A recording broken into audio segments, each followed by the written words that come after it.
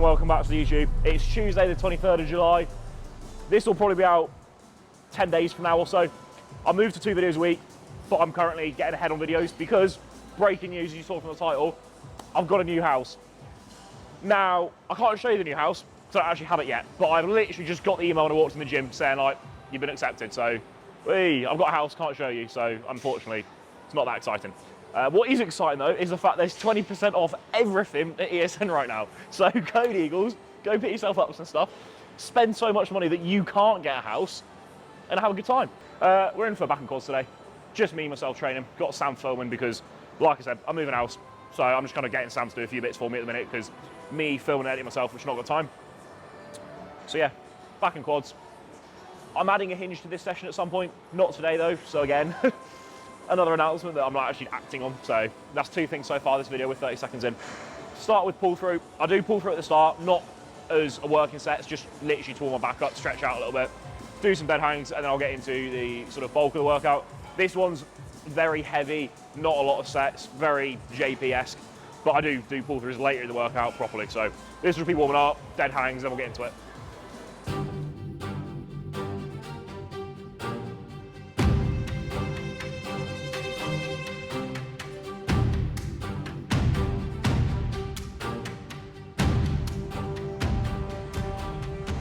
Right, so with this session, because it's back and quads, I do leg press at the end of it, meaning it's a pretty taxing session. So what I've done is I've removed any single arm work. So it's pretty much pure just meathead rowing. So I start with like a dual grip, lat bias pull down.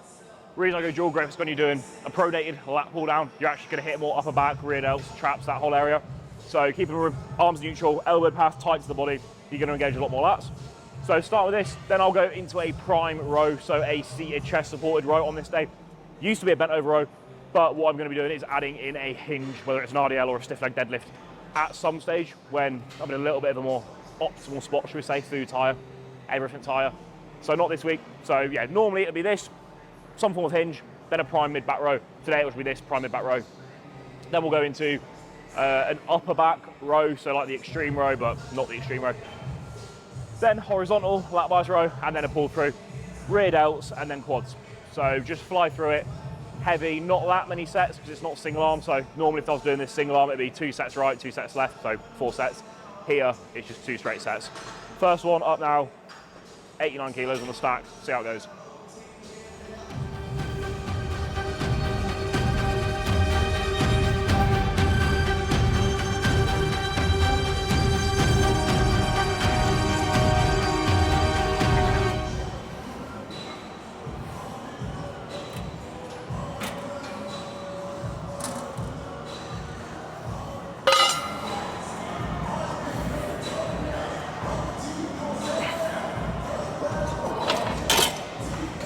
So one more thing about logbook, right?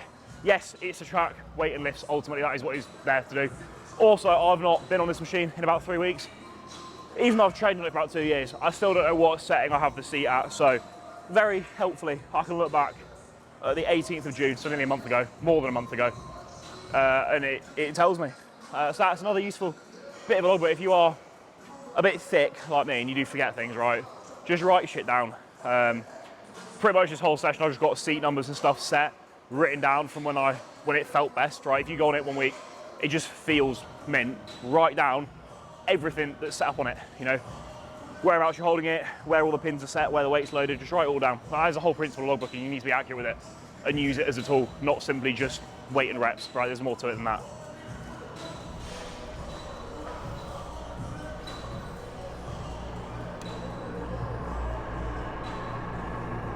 The darkness seems to fall under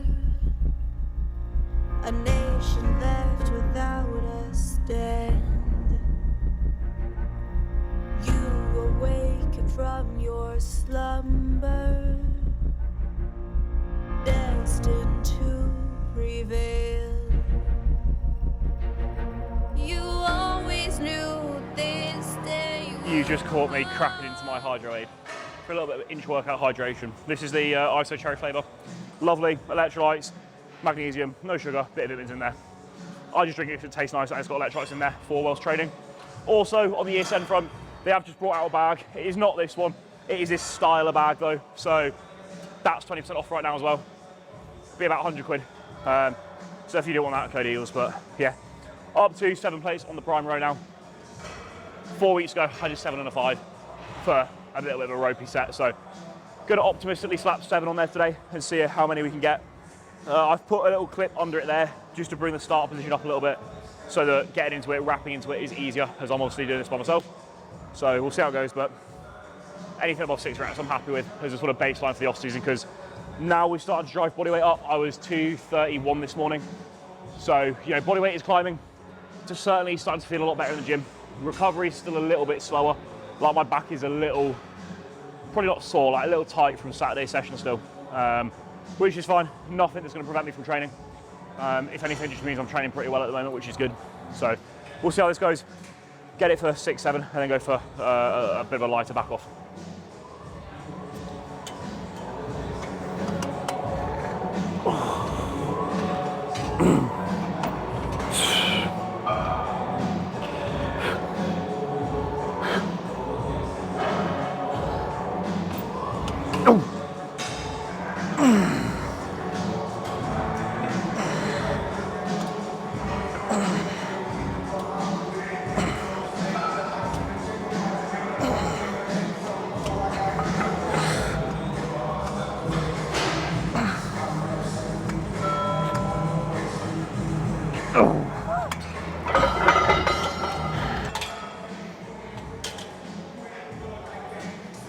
So top set was all loaded on pin 1, so this is a bit of prime kit, which you probably all know. You can load it in different places, change the resistance profile. So the typical thing to do, what a lot of people do, is for the back off set, for the lighter set, when you're a little bit fatigued, they load it on the top pin so it drops off as you get it short. Now, yes, great. If you like that, scientifically, on paper, that is the most efficient way to do it, because you'll be able to fatigue the muscle through its full range of motion. Because as it is fatigued harder to get short, it gets lighter, so then you're able to get it short more, which means you can properly work the length and position to failure. But I'm so out of breath. Myself on this machine, I used to do that. Right now, I don't like the feeling when it drops off. It just feels too light. And I'm in the stage where really I've done 2 sets of pull down and 1 set here.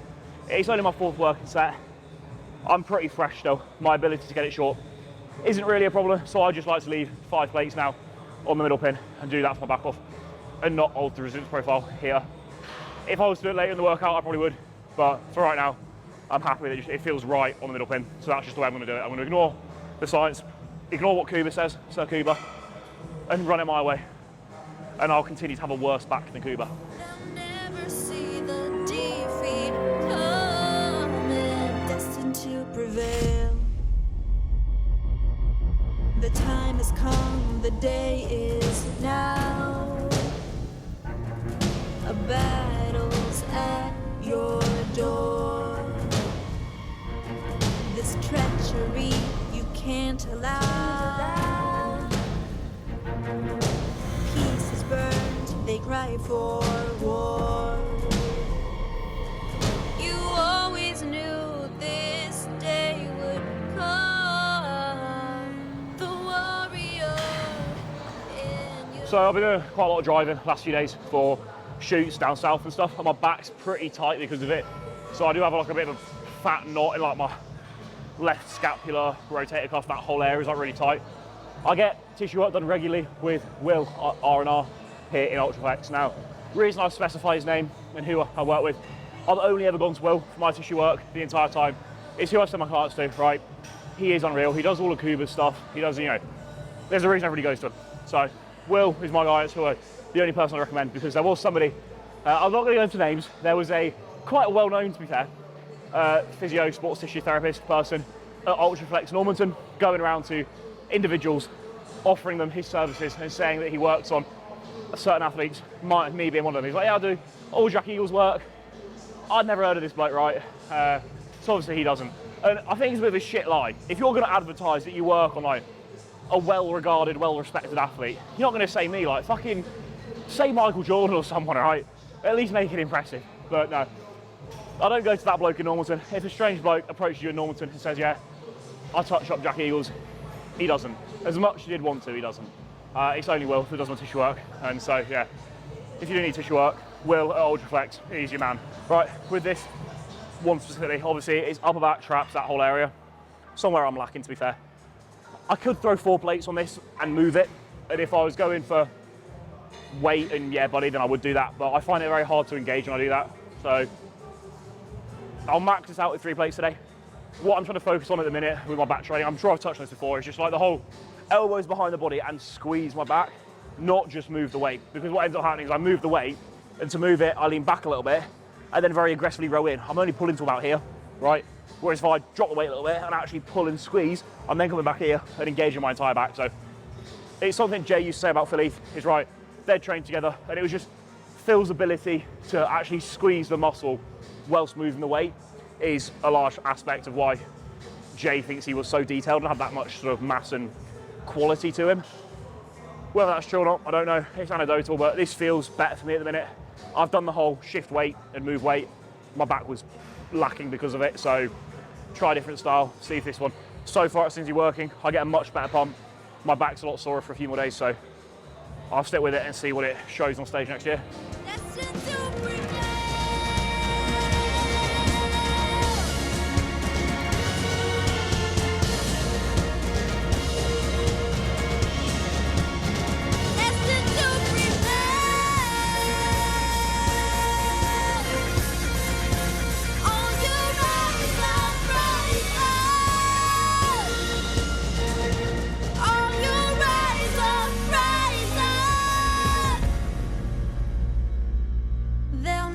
See the defeat coming. They'll never see the defeat coming.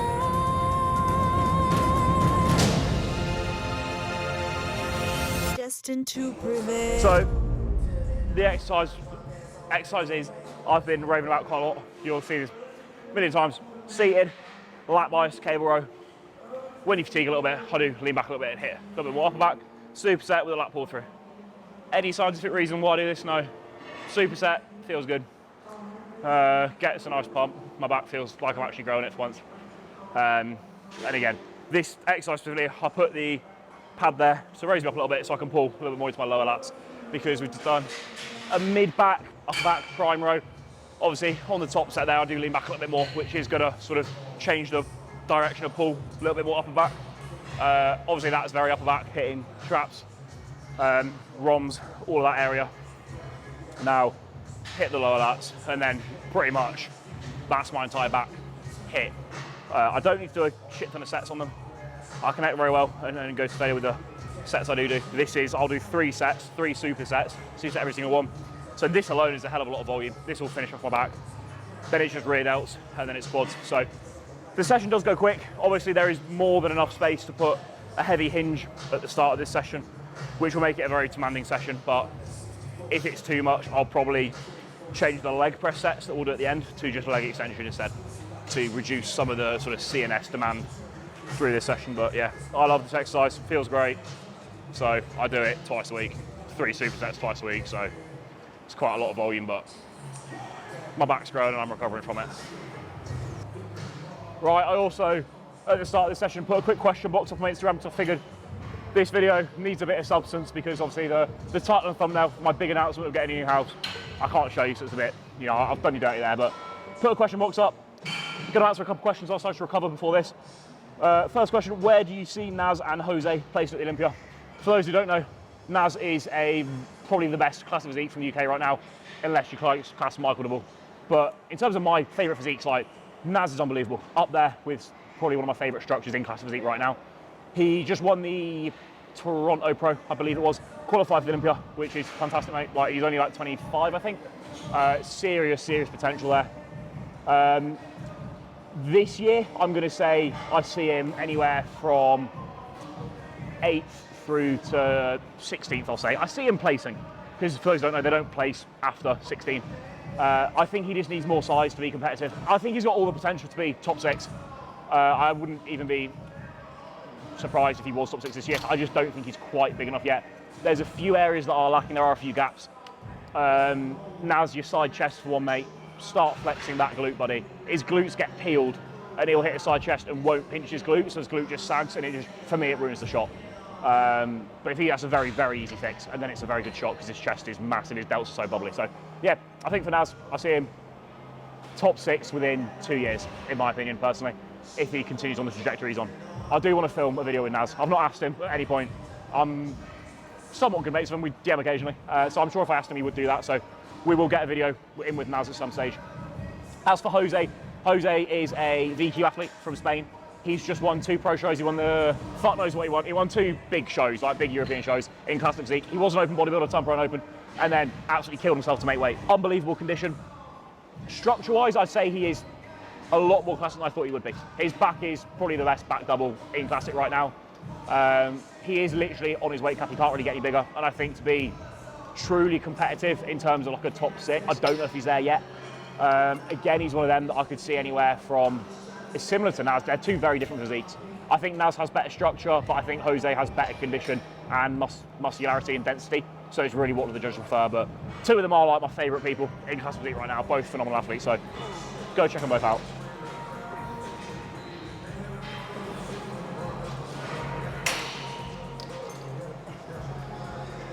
So Sam and I, Sam's filming today, obviously. We filmed a few reels at my house prior to coming here to train. And I gave Sam an ESN designer weigh bar, the fudge brownie one, and a crank, a peach crank energy. Sam, what are your thoughts, mate? I'll repeat what you say. Genuinely 10 out of 10. That's not even me just saying that. You could have said anything there. He genuinely said 10 out of 10. Like, they are good. They are some of the best bits from ESN that I gave him, obviously. But no, like, yeah, so take it from Sam, not me. Sam didn't really get, well, he got paid today, but not for that. He will be getting a bonus. One day. One day when I've actually made it at the Olympia.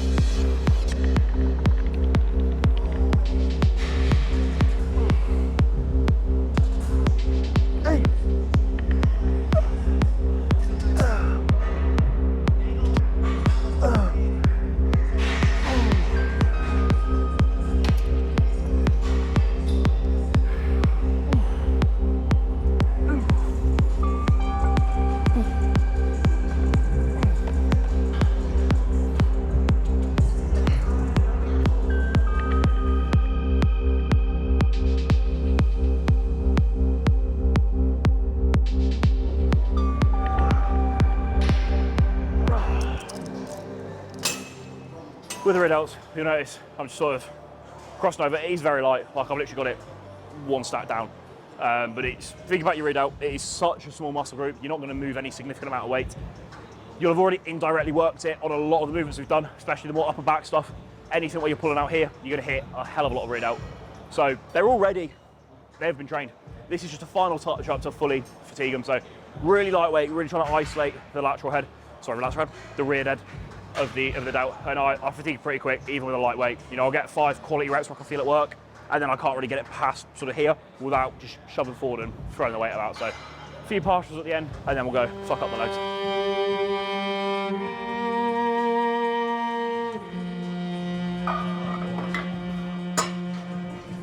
Knees feel lovely. Turns out, training back and then doing 3 reps with 1 plate and going straight to 3 plates aside isn't that great for your knees. So I'm going to go do a little bit of leg extension just to warm up the old joint.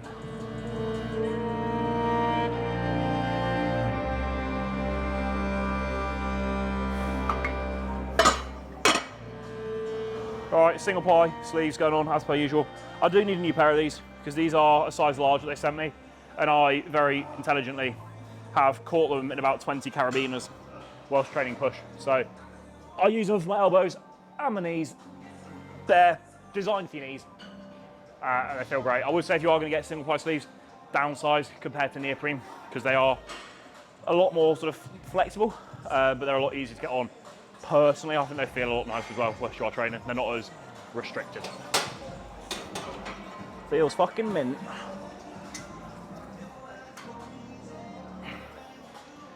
That felt alarmingly good.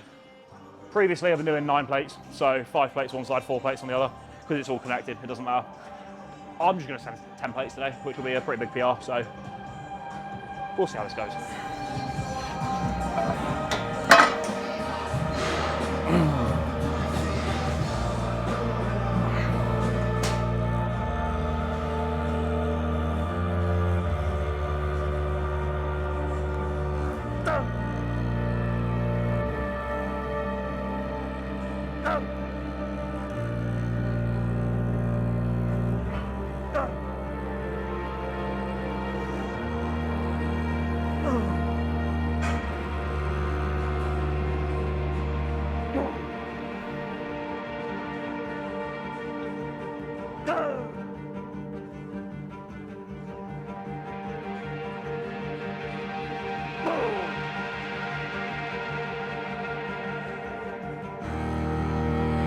Oh,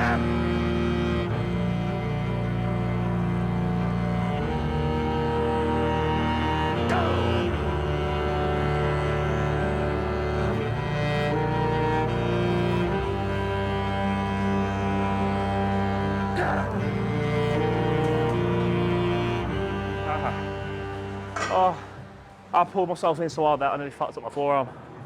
Jesus Christ. Ego lifting at its finest. I think that was 10. I have no idea. I think that was 10, which I'm buzzing with. I wanted double figures. I don't like to do a set leg press below 10, really. If you're going to do a set of 6, I always prefer it on a hack squat. I think leg press is more set for higher volume. So yeah, very happy with that, considering it's the first time I've been on this in a good few weeks. And I didn't have my squat shoes on as well. I was in just socks, because I forgot them. So yeah, happy. Gonna drop it down probably now to 3.5 or 4. Do that for a back off, try and get as close to 20 as I can. And that'll be it for the session. Quick reload on the water. If anybody asks like how I've developed such a physique at such a young age, I generally put it, it's 0% hard work, 0% genetics. It is 100% because I drink tap water from Rotherham. There's clearly just some fucking parasite in this water that just creates freaks. So yeah, if you ever come to Watchflex, just go and stick your head behind reception, drink from the tap directly, and just say I told you to do so. Right, I've got 1 set to go and I'm still recovering, so we'll answer some more questions. There's not been many good ones, to be fair. It's only been up like an hour, so I'll let you all off, but do you prefer to track all food or only direct macro, and why? So what they mean by that is, let's say you're gonna track rice. Would you track that solely as only the carbs that come from the rice, or would you also track the trace amounts of protein?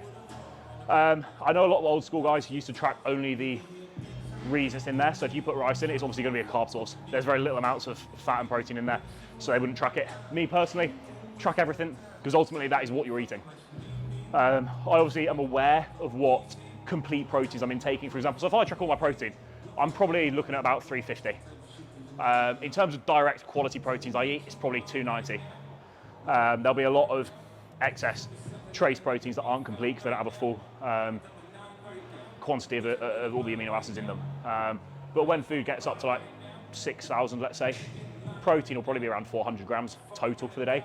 But of direct sources, it'll still only be about 290. It's just as I increase carb sources, so rice, oats, or especially, you'll end up creeping those others up, and then you don't know what you're directly eating totally. So for oats, for example, if you're eating oats in the off season and your carbs get really high, and you're on a high amount of carbs from oats, if you're only tracking the carbs from that and not the amount of fat in there, then you're going to be missing out on potentially like 20, 30 grams of fat a day that you're not tracking, which could then be impacting digestion, and you wouldn't know because you're not tracking it. So track everything that goes in your body, just track it, and then be smart enough to work out, okay, am I getting enough quality proteins or complex carb sources and like healthy fats, or are you just eating a bunch of bullshit? How you've helped joint pain, more so knee pain.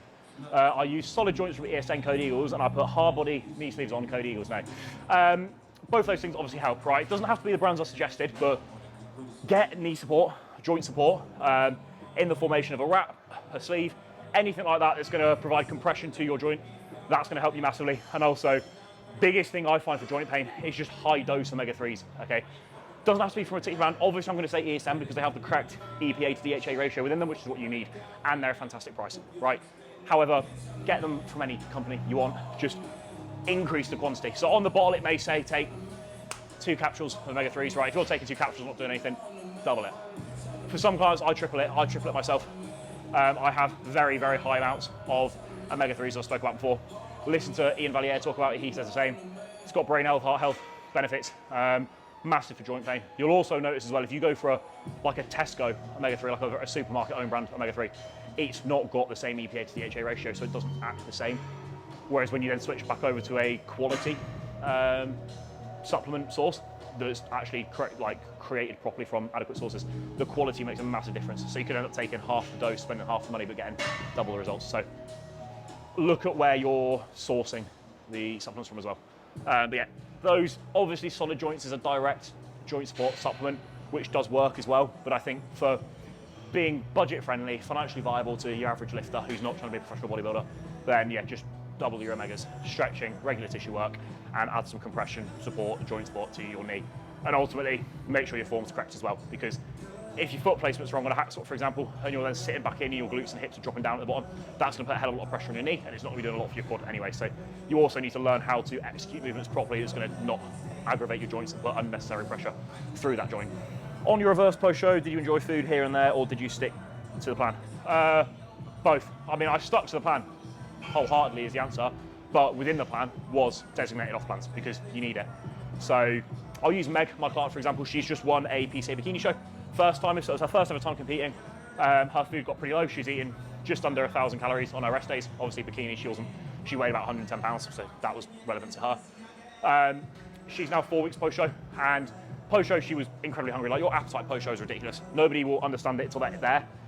For her, what we've done is we obviously brought food right up straight away because it's important to get her hormones back in a good position. So that was the priority, bring fat content up, get her hormonal cycle started again and get that going, because that can take 6 months to a year for females specifically. But we brought baseline food up, gave her a good amount of clean food to help curb that appetite, because I'd way rather her be eating slightly more carbs than perhaps she needs, but of quality sources, which is then going to stop her binge eating Jaffa cakes or something, I don't know. But she's still pretty hungry and she still wants some diversity with her food. So we did change our meal plan. It was different food sources that she was using in prep, a little bit more flexibility there. But we also input 2 off plans a week. So she's got 2 off plans on her leg days. She's got 3 leg days a week. On 2 of those bigger leg days, she's got an off plan, which allows her to go out, spend time with her boyfriend, relax, de-stress, and it's still keeping her, like, we're 4 weeks post-show now. She's just under 10 pounds up from her lowest of prep, which is fantastic going. Still in ridiculous shape. So that's worked really well. Her food on her training day is over 2,000 calories straight away, and she's having 2 off plans a week, right? She's still really hungry, and I guarantee she'd love more food right now, but she's sticking to the plan. She's found a very good balance, and she's working well with it. And that's effectively what I do for myself. It's what I try to do for all my clients. Some people can stick to it, but mentally it's very tough. Other people do struggle more than others. But you just need to set a plan that is sustainable. You know, if you're post-show and your coach tells you, carry on with your prep diet, just add 30 grams of carbs to both days, you're probably not going to stick to it, right? So you need to have that conversation and get something in place that, be honest with yourself, what is going to work. Stick to it that way. Right, 1 set to go. Worst set of the week for me. I need to put, I know, I've got 3 plates one side, 4 plates the other, so 7 plates total. High reps, try not to throw up.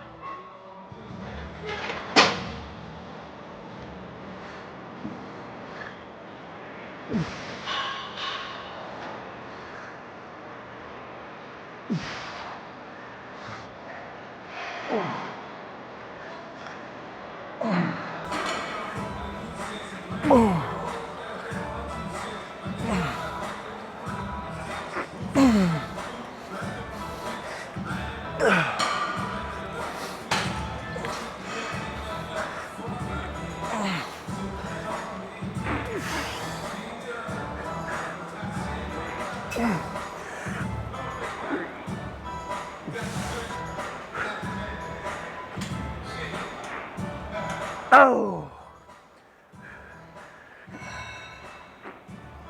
Oh!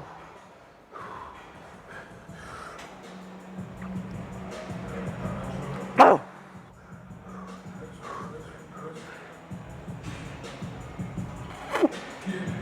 Oh! Oh! Fucking hell. Ah, that was fun. Right, that is that, session boxed. We'll do a little bit of posing, but going to go for a more cinematic posing because I've got Sam here, so instead of just a tripod with the exposure set wrong and the white balance set wrong like it normally is, I'll go put my trunks on and pose in front of the shutter doors. It'll probably be quite honest. I'm post legs. All the blood's in my quads right now. My upper will be a little bit flat, back will be all right, but arms will be very flat. And I'm very out of breath. So I'm also like 4 litres of water in. So all the excuses are in there. Now you know why I look shit. It's definitely not just because I've not got enough muscles to look good. But yeah, we'll go throw the trunks on, jump over there and end the video with a nice bit of cinematic posing. But that'll be it for this one. As I said, 2 videos a week now, so plenty of content coming your way. Like and subscribe so you don't miss it, and I'll see you in the next one.